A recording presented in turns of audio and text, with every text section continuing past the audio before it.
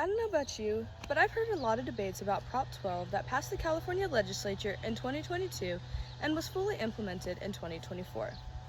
If you don't know what Prop 12 is, this is the proposition that regulates how swine, poultry, and veal calves are raised in California.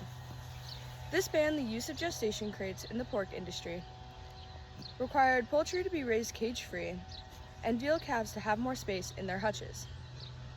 Today, I'm going to talk to you about the effects on pork production, poultry production, and the overall effects Prop 12 is having on the agriculture industry.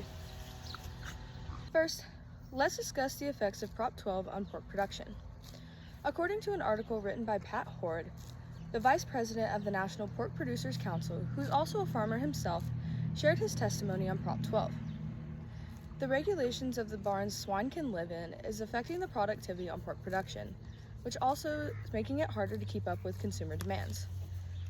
The regulation sizes have also affected the amount of money producers are having to invest in their facilities just to keep them up and running. Most producers had to completely rebuild their operations in order to stay within regulations, some even shutting their doors for good.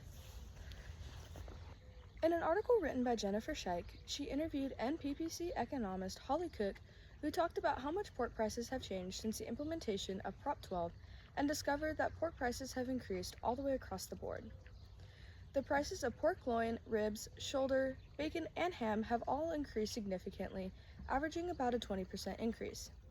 She also talked about how the sales of pork have decreased about 3%. Next, let's talk about poultry production.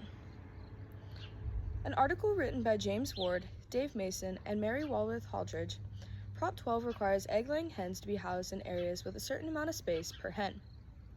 This is causing producers to have to redo their facilities if they don't fall within regulations, leading to producers spending more money and losing profit along with it.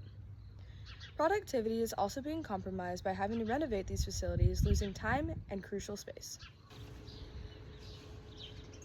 In an article written by Nathan Bomey, Kelly Tycho, and Andrew Keats, they discussed how prices have fluctuated throughout 2025. Prices have increased 13.8% from December of 2024 to January 2025. Looking at the bigger picture from January 2024 to January 2025, prices have increased 53%.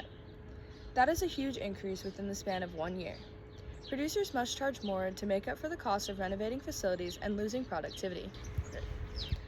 Lastly, let's discuss how Prop 12 is affecting the agriculture industry overall. Not only is it causing issues for producers, but Prop 12 is causing contradicting laws between all 50 states in the country.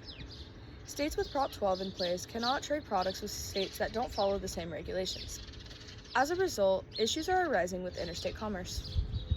Along with issues of interstate commerce and contradicting laws between states, Prop 12 is also impacting our nation's food security.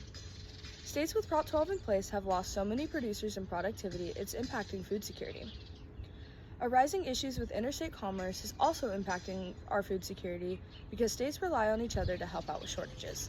In conclusion, I talked about how Prop 12 is affecting the pork industry, the poultry industry, and the overall effects on the ag industry. This law was voted into place by people with very little to no education in the ag industry. If those of us like myself who understand the agriculture industry don't try to do something to reverse this law, we may end up losing more producers and experiencing more unpredicted price increases that the everyday consumer cannot financially afford.